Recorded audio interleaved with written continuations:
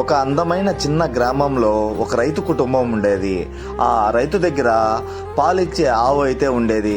ఆ ఆవు ప్రతిరోజు అడవికి వెళ్ళి మేత మేస్తూ వచ్చేది, కానీ పాలైతే ఇచ్చేది కాదు. అప్పుడు ఆ రైతుకి ఏం జరుగుతుందో తెలుసుకోవాలని చెప్పేసి అడవికైతే వెళ్తాడు. అక్కడ ఆ ఆవు పాలని ఒక పుట్టలోకి వదులుతూగా ఉంటుంది.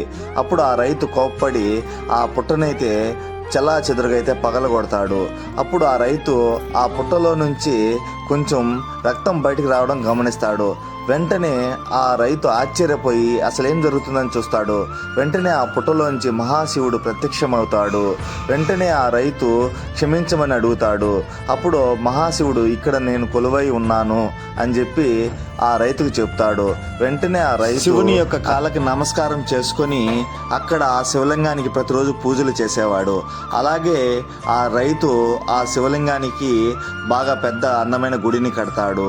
ఇదంతా ఆ గ్రామ ప్రజలు అక్కడికి వచ్చి రోజు పూజలు చేసేవారు. కానీ మీరు ఇంకా లైక్ అండ్ సబ్స్క్రైబ్ చేయలేదు.